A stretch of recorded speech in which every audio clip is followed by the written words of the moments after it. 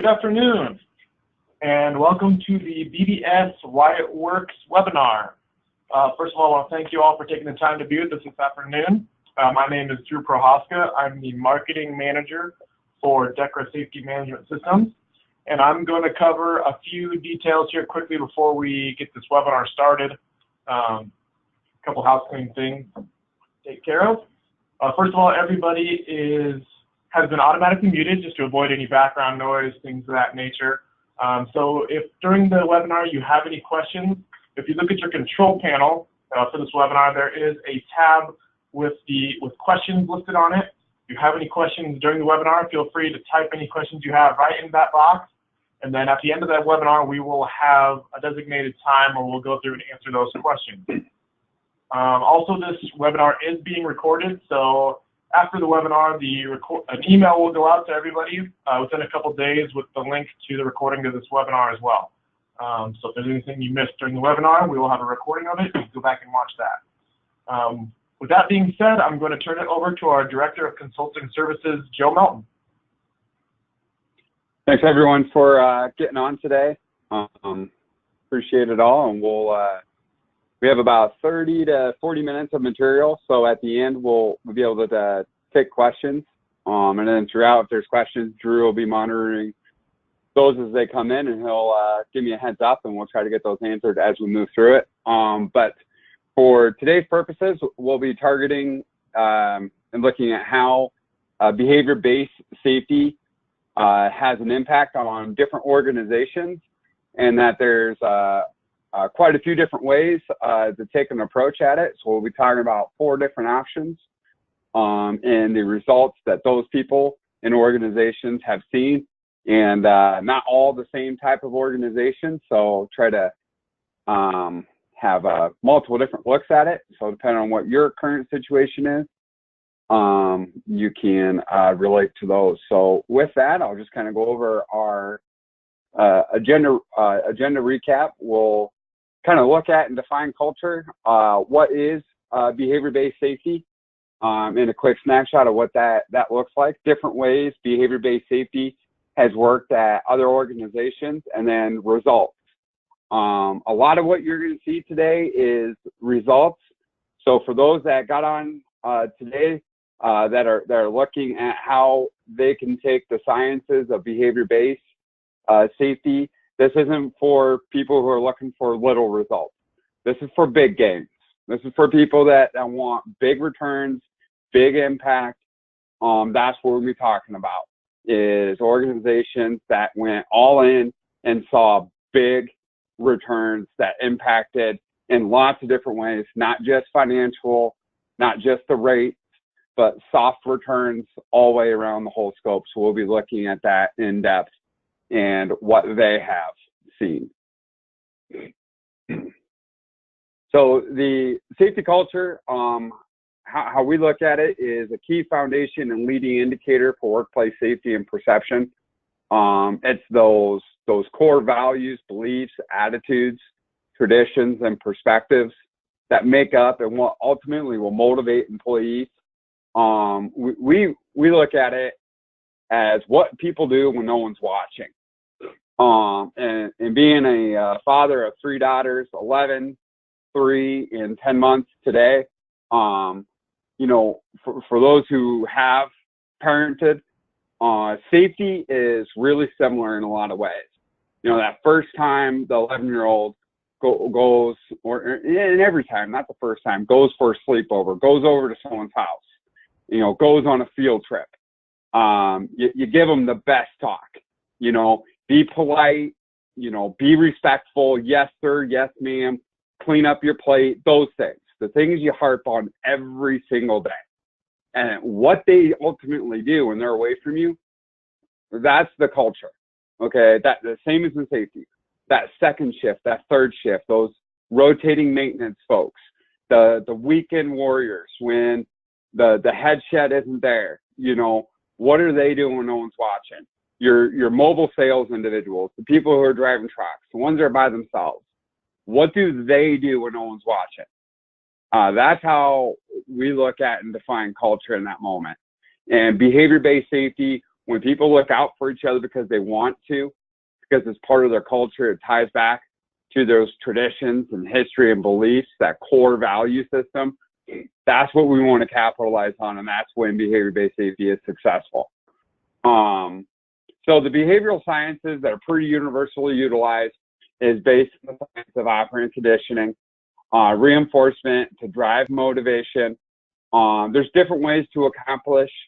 We'll be kind of looking at from our approach, really heavily hit on conversation. Positive reinforcement is most effective for discretionary effort. As you can see down below is a World War II and former President of the United States and Dwight Eisenhower really being a thought leader and ahead of his time, and how he motivated those who served under him. And that's really what we're looking at when we're defining behavioral safety, is people doing it because they want to do it. That work and safety aren't separate, that we just work safely, and that's just how we do things around here. How do you get to that point? We look at it as lots of simple conversations. And the nuts and bolts of behavior-based safety, no matter what consultant or services you've utilized in the past or been exposed to, pretty well take the same approach to observers. You put a lot into their training, and it's extensive, and typically they're going to be designated, selected, or volunteer. There's a heavy thought that traditionally goes into the checklist. Key indicators are utilized, risk assessments, looking at your past OSHA 300s. It's a very formal checklist process. Reinforcement, typically in a traditional behavioral-based safety model, the observers are going to announce.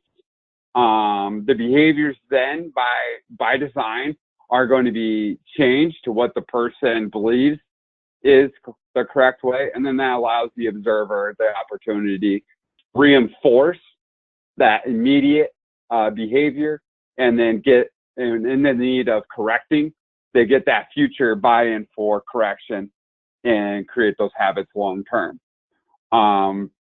That typically is pretty well universally utilized across all behavior-based safety models, where we really drive and look at the conversation portion of it, and have been successful in tweaking from maybe the traditional, is taking the checklist or the form out of the hand, really focusing at the conversation. And the 4 models we're going to look at coming next, they all have different variations of the checklist, and whether the form is printed, not printed, electronic capturing. And so we'll look at a lot of different ways to be successful, but ultimately it goes back to you knowing your organization. So with the 20 different individuals that we have on representing different organizations, you're all at different points in your process. Some of you are looking to utilize behavior-based, some have already utilized it and looking to revamp. Has been successful is making behavior-based less formal, more at the point of attack for employees, easier to utilize, and smaller targeted checklist. We really drive home, see something, say something, don't rely on the form. You may have heard in previous talks, don't be a slave to the checklist. It's not a behavioral audit. It's not an inspection. And in most behavioral scientists, when you listen, whether it's academia, peers, whatever it is, we know in behavior-based safety that it's really the conversation. Is it genuine? Are we focusing on what's causing risk? So we really want to increase those conversations at the frontline level. So when we talk about why BBS works, it's increasing awareness, but more increasing the employees' willingness to look out for each other. Awareness of risk and safety training is a regulatory compliance. You're required to train your employees. Getting them to be willing to look out for each other, look out for those vendors and those contractors, look out for hourly, look out for salary, look out for everyone because it's the right thing to do. That's your culture. And how do you get to the point where it's just become a habit where we just look out for each other? Baby steps every single day. Simple, easy conversations. Pointing out the simple stuff. Thank you, Drew, for wearing your seatbelt. Sandy, I really appreciate you setting up that ladder and using 3 points of contact. You know, simple little things. What we know and what you'll see here in the processes to come is when the culture is established, that looking out for the little things, the simple stuff, the seat belts, the eyeglasses, the setting up the ladder, lifting things properly, putting things away, sweeping the floor, 5S, all those things you do in your processes. When that is in the culture, that big thing, when you see someone not using appropriate fall protection, not using lockout tagout, not properly following confined space, those life safety rules that you all have, those conversations become less of a mountain when you've established and built a culture of looking out for each other. That I'm going to say something to Wendy or Todd or Ramon, whoever it is, because we've established that culture and through behavior-based safety, through looking out for each other. Not because we had a form, not because we had stellar world-class training, not because we've got a cool logo that's on our shirts, or we got cool little foldable lunch boxes that were handed out to us by the HR department. It's because we've established that peer-to-peer, we look out for each other, identify risk at the point of attack. When you have that ingrained in your culture, you're better at everything you do, and will show what others have seen when they've established these processes. Electronic reporting of conversations is the next step. That's the technology piece. You look at your next wave of workforce individuals, your 40 and under folks. They can hardly walk into the bathroom without their cell phone. Great. Put it on their phone. Put the app on their phone. Put it right next to Candy Crush and their fantasy football team. Make it easy. Take away every reason not to. And put it right there at the point of attack. When you do that, you'll be more successful in all things you do. Now the result. There's my rah-rah, coach, go get 'em speech. Chief financial officers want to see return. Operational directors and vice presidents and the head shed, the C-suite individuals want results. So these are individuals and companies that in 2018 utilized some form of an observation process. The ones on the left have the lowest incident rates. So terms that we'll be utilizing throughout the next slide. You'll hear the term TIR. Some may call it RIR. So that's your total or recordable incident rate. So that's the frequency in which injuries occur. Your DART is your days away, restricted or transfer. Your LTIR is your most severe incident, is your lost time incident rate. So as you see, the organizations A, B, C are well below industry averages.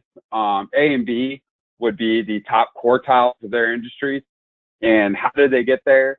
And you see company D sitting right around average, coming right out of the gate hot and heavy. And you see where the rest of the organizations, all in the same industry here, all doing the same things, all right around the same size, all in the same region. You got 4 on the left and 4 on the right. What's the one difference? So when these organizations benchmark and they look at each other and say, okay, the company's on the left, what are you doing? We have a behavioral-based safety model, and we encourage our employees to observe each other. 4 companies on the right. You're not where you want to be. You're above your industry average. What are you not doing that others are doing? Oh, we don't have behavior-based safety, and we don't do cultural assessments. Okay, so those are the key indicators, the difference between the ones that are below industry average and in the top quartile, and the ones that are above industry average, and then the worst quartiles. So to get into 4 different models.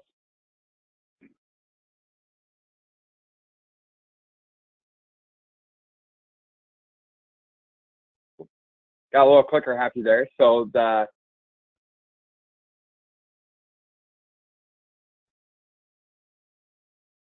model that we looked at is a company that had a history of severe incidents and fatalities prior to incorporating behavior-based safety. They'd experienced several mergers within their industry, several hundred employees spread out through several states. So a lot of people doing a lot of non-routine tasks, working by themselves. And along with behavior-based safety, they implemented several other safety processes all at the same time. So there isn't just one area to point at that impacted. It was several indicators, adding a professional safety staff, implementing a safety management system, doing a cultural assessment survey, and continually assessing the culture, auditing and increasing consistency in their training requirements. This is all on top of incorporating behavior-based safety. So we have a lot of different individuals that are on the call today. You're all at different points in the process. Okay, so this is maybe ground zero. So someone that started at ground zero where some of their employees couldn't spell lockout, tagout, and how they got from that point to where they are now. The model they chose was to survey first and then build their behavior-based safety model from there. So they had a creation team that ultimately became their steering and coaching team. They were one and the same. So they created and owned their own behavior-based safety process. They trained, selected, and designated observers. So they chose not to train everyone out of the gate. Now there's different philosophies on this one, okay? So it all depends on where you at as a culture. This organization financially chose to do a slower all-employee rollout. That was by rotating observers at different locations, and they chose to maintain that consistency in a third-party trainer. They chose that was important to them. That was an investment they're willing to make. So they rotated and eventually were able to get all employees through. And then ultimately a year ago, after several years into their process, they went to all employees, including a company metric to encourage and measure participation amongst all employees. So this is an example of an organization starting off at a 10 to 20% of their employees being designated observers, and slowly getting to the point where everybody became an expectation. So with that, we'll look at their results. So as you see on the screen in front of you, you have your TIR in the blue, your DART in the orange, and the LTIR in the gray. You see they're significantly not only above OSHA averages, but their industry average, they were nearly double in all significant categories. In 2010 is when they began implementing their different processes that I named in the previous slide. They incorporated and begun behavior-based safety in 2010 and rolled out the observation process in January 1 of 2011. So as you saw those observations high out of the gate, so for those that are already in a behavioral-based model, one thing that can be learned is while they did get their results and it became sustainable and they're consistently in that TIR between a 2 and a 3 every year, their observations have tapered off. So for those looking that are in this process and go, okay, we're below industry average, I can relate with this organization that have multiple service lines, people spread throughout different states, dealing with the elements that the upper Midwest have to offer, including the polar vortex and all that the awesomeness of Mother Nature brings us. how do you jumpstart or get improved results when you come so far? Don't let off the gas. And that's what they've done in 2019, have rolled into an all employee model, everybody doing it, and understanding that it has tapered off and become stagnant over time. Even with that, the results they've seen, going from having a lost time injury rate of nearly a 3, where some don't even see that as a total incident rate, that was their LTIR, to where now they're sitting in that 0.4, 0.5 range, as you see in 2018 for a completed year. So this is one example of one model from ground zero, how they were able to be successful. The next model that we'll look at is a smaller organization, more in the manufacturing setting. So they're manufacturing sunflowers and different bird feed and so on. They implemented a cultural assessment. Through that, they took the creation team model once again. They took a homegrown, custom-built program. This organization was part of a corporate that had a little more corporate structure. They went with train everybody out of the gate, but take volunteers from there. So they took a designated volunteer. They tried to target 20% of their population to be performing. And 2 years later, they're right about 20–25% of their population is performing observation. So we'll go ahead and look at their results and talk about the difference between all employees and designated, the benefits of both. So as you're taking notes and looking at yourself and your organizations, what would be best for you, you need to know yourself. You need to know the people that work with and for you. So you see, they were nearly double their industry average. They hired a professional safety director and chartered in cultural assessment and change and behavior-based safety. And as you see, not only have their rates of frequency significantly improved, their overall morale significantly improved, and their most profitable years fell in line as well. So one of the things that they looked at was they wanted everyone to be aware of the program, as this was something that was not previously in this organization. There was not a previous involvement with behavior-based safety. So they wanted everyone to be aware of it, that if someone comes up and has a conversation, don't be scared. Don't make it hard on them. But they wanted to have designated individuals, the right people, having a higher frequency. So instead of 300 people having 1 or 2 conversations a month, they elected to go with 40 to 60 people having 2 to 3 conversations a week. Their thought process was, by designating their top individuals, their cream of the crop, their best communicators, people they thought really highly of, their next future leaders, and having them do more conversations, a higher frequency, they would be better at it. And you kind of see the results line up with that as well. So they chose to go with fewer people doing more. The philosophy was by them doing more observations, targeting 2 to 3 a week, that they were going to have higher quality. And the results kind of fallen in and supported that as well. So that's the second model that we've seen organizations utilize.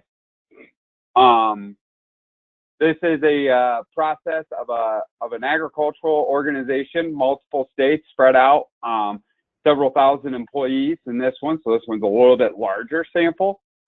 This is an example of an organization that as well had a history of severe incidents and fatalities in their history. This is a 100-year-old organization. This organization chose to start with a cultural assessment and has chosen to do that cultural assessment every year since. to show that commitment to their employee base. They started with the creation team, and then from there broke them out into designated regions, as they are quite spread out. Those designated regional teams have proven to be very successful for them. It gave those regions an identity. It also allowed them to tap into their competitiveness. And so their 5 regional teams compete, kind of a healthy competition worked for them. So once again, take a note. What works for you? Do you have a healthy, and that's the thing, is healthy. We don't want it to be where it's backstabbing and counterintuitive to your culture. But if you can have a healthy competition, what better place than safety? You know, where we're not targeting the TIR and incident rates and those things. You know, OSHA has determined that is something that you won't do, but targeting those leading indicators and creating competition in a fun way can be successful if you know your environment. This is one where it has worked very well. They chose not to train all employees out of the gate. A high turnover industry, anywhere from 20 to 30% on a given year. They chose to go after their top performers. So you may be seeing a consistency there. They identified those and started off with about 20%, with the goal that every 6 to 12 months, they would continue to rotate people in as they wanted to be part of the program, and then they would train them. One of the things that they saw out of the gate, and this is one thing to be conscientious of, if for financial reasons you go, well, we don't necessarily want to train everyone out of the gate, we want to slowly do it. One of the things that they saw, there was a backlash, a negative counter of unawareness. People come up and say, hey, I'm going to do an observation. Can I watch you work? Or they come up with feedback. People were caught off guard. They were defensive. And those first round of observers became a battering ram in a way for some of those cave people, those citizens against virtually everything, those individuals that were stuck in their ways and weren't taking feedback from nobody. Those first round of top performers, the cream of the crop individuals, really took a lot of blowback. So that's one thing to be aware of as you're listening and trying to kind of capture different things that might work. Understand your culture, know where you're at. That initial assessment can be huge on understanding your culture. Do you have a very negative, beat down, ingrained culture? Don't talk to me. I'm here to do my job, and that's not including being the happy police. If that's your culture, then this model, just understand that you could have some people get defeated early on. But with that, they still saw successes, and they initially were looking at a 3 to 5 year full rollout plan. But they made it 18 months in. Their senior leadership saw what it was doing in such a small sample that they elected to put the capital to train everybody and get them up to speed and make it part of their metric. So they now have a metric on an individual, a location, and a regional level, and they compete, they incentivize it, and it works for them. The results that they've seen have been extremely financial results. So their work comp payout before their premium kicks in, they've seen major reductions. So 2015, they operated in observations for 10 months once everyone got trained. 16, they were still on the designated, and the end of 16 is when they chose to go to all employees, and you continue to see what that has done for their return. So they've seen roughly in direct work comp payout reduction since they've implemented behavior-based safety, just around about $5.4, $5.5 million return. Now, they did turn around, you know, they were training their employees, they were paying them to go to the training, they invested into the team. They have an individual That's the central coordinator. They pay her salary. They're fixing items that are brought up by the teams that can be costly. So these savings have been immediately reinfused back into the organization, and has allowed them to cut down on the soft returns, mistakes made in the field, product waste, turnover, customer retention. All of those soft items that we'll discuss a little later have all been positively affected. So those are the things as you're looking to potentially make a sale to your chief staff, your head sheds. The soft returns are where you can see your greatest impact, but they're sometimes the toughest and most difficult to measure and directly tie back to a program like behavior-based safety. We have a little more data with this organization. So we have a few more slides. So this same organization saw their insurance modification rate significantly decrease as years went on. So you can see every 2 years, as a self-insured organization, they've seen their modification rate significantly drop now into the 0.39 region for their 2,000 plus employees with 500 CDL truck drivers on the road. So lots of risk, and behavior-based safety has done tremendous things for them. For those that are contemplating, do we train everybody? Do we do a homegrown? Do we train them ourselves? Do we get a third-party trainer? Do we partner, or do we just go on Google and print a checklist that somebody else put on there? Well, here's another indicator for you to consider as you go back.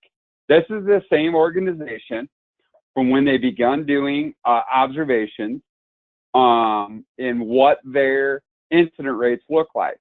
This was an organization that through the cultural assessment, we identified that they had a fear culture. People potentially were underreporting, kind of an old school mentality. You know, if it isn't cut off or bleeding, you know, just put duct tape on it, you know, kind of that mentality, if you can relate to that, or your organization can. So we knew that out of the gate, they were going to see a higher frequency of incidents, that over time, their total severity would reduce. And what you see in the two previous slides is that indeed their severity massively reduced, that their total incident rate significantly went above not only industry average, OSHA average. It nearly doubled at the peak. But in that moment, when they chose to bring on all employees and train them from January to May of 2017, as you see there more to the right, you'll see that middle darker blue line is their total observation. Their company metric went on July 1, but it wasn't the metric, it wasn't the requirement, it wasn't the visual, it was the awareness of the training, still utilizing the third-party trainer, and having those established regional teams and those coaches. They really invested in the coaches to be there to drive the process, to take ownership of it. They had their own brand identity. Their company owned it. It was theirs. They really took an informal model. They don't have the checklist in their hands. They have an electronic capturing system. And it really works for them. And you see that is indeed when the purple, which is the TIR, the total incident rate, really begun to nosedive and continue to begin to nosedive. And as I see there, my 2018 slide, I need to continue because in 2018, they closed the year out at a total incident rate of a 2.85, which is not only the lowest in their company history for over 2,000 employees, it's lower than their industry average, significantly lower. Their industry average is about a 4.1. it goes into the next slide that I'll show you on their returns. When they chose to go to all employees, so this is Q1 compared over the last 4 years, not including 2019. At the time in which this was manufactured, 2019 Q1 was not completed. But these are the total days for their entire company. That you can see over time, their total days have significantly decreased to, in Q1 2018, they went from having over 400 days in 16 to having less than 15 total days. Those aren't cases. Those are total days of over 2,000 employees over several states in several service units. They have 12 different service units, not always doing the same thing, exposed to the elements, less than 15 days. Now, you talk about the soft returns. When your best people aren't hurt, are you producing a higher quality, more efficient, effective product? You all know the answer to that. Are your customer expectations and demands being met at a higher, more efficient rate? I don't need to answer that for you. You know the answer. Smart people do smart things.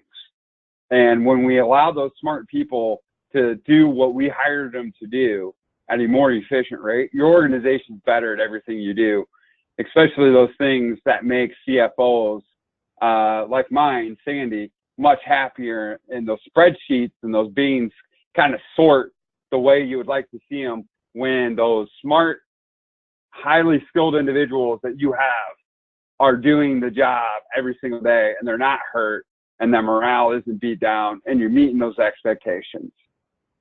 So the last model that we'll look at is a merger. So some of you have existing processes, have experienced mergers with other organizations that had a different behavior-based process. So this is an example of two large organizations, each having several dozen sites, several thousand employees spread all across North America. This is a food processing facility, manufacturer, and distribution, CDL drivers. So they have lots of exposure, lots of risk. Took two existing models and kind of stole and borrowed the things they liked and then made one together and branded it and made it their own. They took a very informal, conversation-based. They took the creation corporate team and very cross-functional employees from all walks of life, and then instilled into each site to have their own individual coaching team and flexibility to work within that. They took the model that out of the gate, they were going to train all employees, but they were going to allow location autonomy. So for those that are on the call that come from an organization or corporation that is large and very complex and very difficult at times to drive down a corporate measure, this might be the one to look at. They chose not to drive it down vertically. They chose to give a horizontal set of universal principles that were going to be followed, but allowed vertical location flexibility, such as we're going to train everybody, but you choose how you want to get the conversations completed at your site. So do you want to do everybody? You want to do supervisors and hourly? You want to do volunteers, designated? You want to do the draft system? That's up to you, but the location had that ownership, and that really became huge in this process as it drove on. So this was an organization that was already doing well, significantly below their industry average in all significant categories. I'll go ahead and show where they came from. So they were not only above their industry average in the top quartile in all significant categories, typically year to year sitting in that 1.4 to 1.5 total incident rate. So not below the 1, but their goal was the mission of 0. But for an organization that is working 1 million man hours every few months, the mission of zero is a tough hill to climb. So when they implemented this program, the results that they saw was they saw about a 15% decrease in their total incident rate. The middle there in the dart, they saw about a 25% return. Really where they saw their biggest bang in getting them closer to zero was their lost time incident rate. Their lost time incident rate was sitting about a 0.34, and they had about a 50% return as they drove it down to a 0.18. I do see a question here. I'm going to try to figure out how to see it all. Yep, we're going to get into that next, Arnold, and we'll get that answered for you on the BBS program and what it looks like itself. So the one consistency that all of these programs had was they chose to go with the multiple checklist, the very informal, conversation-heavy style. They chose to not go with the announced, the formal. They chose to go with the while we work mentality that we're going to look out for each other. And then the checklist, which were all created by their creation team, were referenced after the fact. So that is one difference from traditional models. Is traditionally it could be one singular checklist, or one or two singular checklists with anywhere from 20 to 40 items. All of these organizations had one consistency, is that they would have small targeted checklists. So hopefully I'm answering your question here, Arnold, is that smaller targeted checklists from 5 to 8 items had a higher frequency and easeability of usage for that frontline person. What they found is that those observers were not overwhelmed by the complexity or the pure size of the checklist. That smaller became easier to not only utilize at the frontline level, it became easier to measure and ultimately easier to report out how they're making a difference. And one of the biggest, most consistent breakdowns we see in behavior-based safety is indeed the communication back to the observers on how they're making an impact. The hard returns that we showed throughout, which is the bulk of what this, why BBS works, is the return, the immediate impact on total incident. Now, one thing I will say, know your organization. If you have an organization through your cultural assessment that determines that you have a fear culture, a fear reporting, near misses aren't really in your culture, first aids, the band-aids aren't really reported, you can expect in the first 6 to 12 months a higher frequency of incident rate. But I will tell you, my experience of doing this for 11 years, every single time that incident rate frequency drives up, on the back end, your severity, your lost day cases, your work comp costs, all of those are massively driving down. In the most extreme case, I saw a 93% reduction in a singular plant of 500 individuals, a manufacturing plant, a 93% reduction in 1 year. Now, obviously, I'm not sitting here saying that all BBS processes can expect a 93% severity reduction. That was the most drastic case we've seen in the last 18 months. So the days away restricted duty, as you saw, those kind of fall middle of the road. The biggest is in your lost time cases. When those events occur, when injuries occur that they're not as severe as they were, reducing those severe incident fatalities, your mod rate, and your work comp total payout before deductible. Those are the 5 indicators that on hard returns that get the most attention.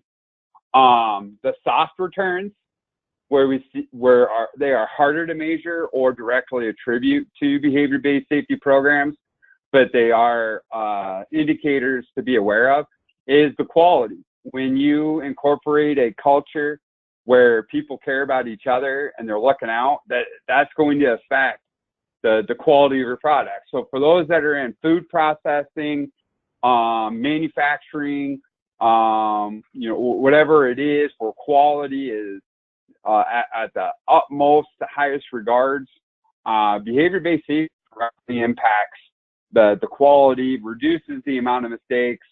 In the agricultural industry now, spreading the fertilizer and ammonia and the different things that are going on right now to get ready for planting season, those mistakes significantly are reduced and just ultimately make you more productive, efficient, profitable, and a higher customer expectation as well. And you see where all those fall in. You're more productive when your best people aren't hurt. When your best people are working, doing what they're hired to do, you're more efficient and productive at all things you're trying to accomplish. You stay in the rhythm of the team. When team members aren't missing because they're injured or they're on restricted duty or they're having surgery, when the teams are intact, they're more efficient. That affects morale. And ultimately, the profitability. Lower injuries equate to lower out-of-pocket costs. Allows an organization to reinvest, to send a few more people to that safety conference, to put a little more funds into the company 401k, to maybe give those Christmas bonuses that haven't happened in the last couple of years, to improve morale, those different tangible things. Because one thing that gets lost is that frontline employee, that hourly person. What's in it for them? How does it affect them? It being a better place to work, injury rates, mod rates, insurance, does that affect them? Money in their pocket, tangible items, gift cards, soft coolers, half-day vacation given extra, those things, that affects their lives. How can you get those things to them while still being profitable and efficient? Customer service, when there's a culture of respecting each other, customer service goes through the roof.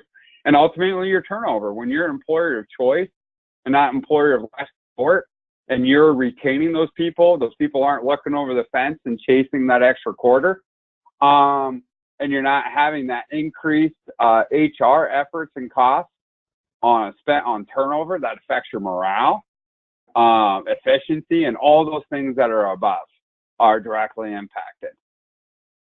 The overall cultural impact, you help develop those soft skills of those supervisors and managers. In most organizations, the people that get promoted to supervisor or manager, well, they were great at operating a forklift. They were great at their job. We're going to promote them. But they may not have those soft skills. This is a great place to grow those individuals. If they can develop the soft skills of communicating, coaching each other, not ripping people's heads off, not jumping to conclusions, going out and giving positive reinforcement, all those things that behavior-based safety does, teach them investigation techniques, build teamwork, communication, be a motivator. All of those things will impact that person's ability to be a manager and a supervisor. It ultimately gives employees a voice and builds a culture of us, we, and together, teamwork, team atmosphere. Instead of us versus them, whether it's union or non-union, those are the things that are directly impacted that we see. So kind of the final thoughts here. Why does BBS work? BBS works when you own it, not a cookie cutter off the shelf big box program.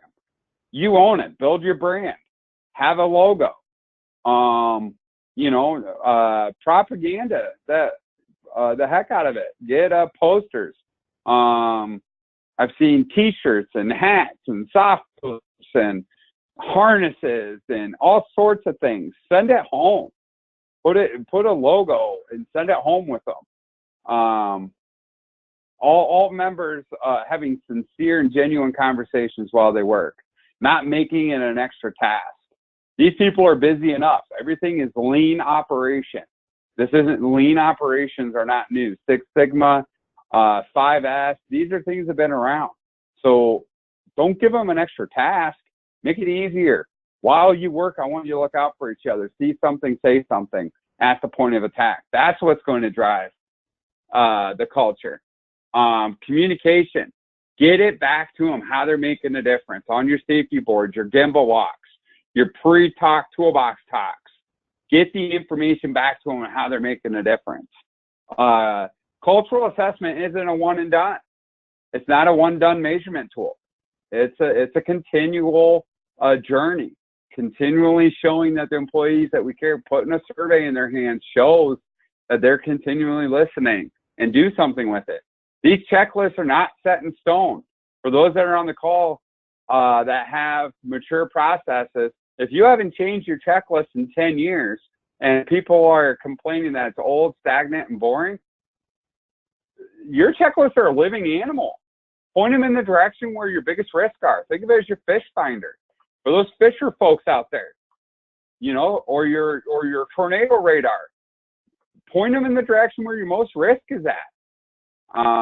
Get more out of your software providers. Get those tools at the fingertips of those individuals. Talk about the millennials coming into the workforce. Get it in the hands. Getting where observers are receiving feedback and the conversation. So, we got a question here.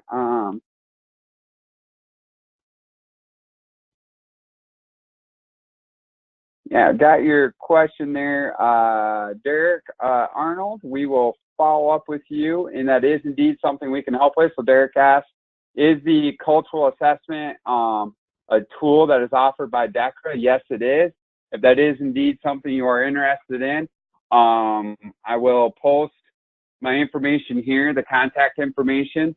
So I am the director of consulting, all the things we talked about, implementing behavior-based safety programs, revamping, reassessing current programs are in our wheelhouse. Also, assessing a culture through a survey. Those are all services we offer. And all of those 4 different models we talked about are organizations that we're continually involved in. So hopefully you got something meaningful out of today and this afternoon. I appreciate all of your time on why BBS works. Ultimately, it goes back to the people. The people drive it. We're in the people business. When people care about each other, you're better at everything you're trying to do. So, Derek Arnold, thanks for your questions. And everybody else, I'm going to go ahead and stay on the line here. That is all we have. If you're interested in the material, as Drew discussed, it'll be sent out. My contact information is there. For those that are thinking others that your organization should have been on, I will be doing this same presentation this coming Friday at 1 p.m. So that same link you registered with, those individuals can register there as well. Go ahead and enjoy the rest of your afternoon. Looks to be gorgeous out. Sun's up, 75 degrees. And we'll go from there. Thanks, everybody.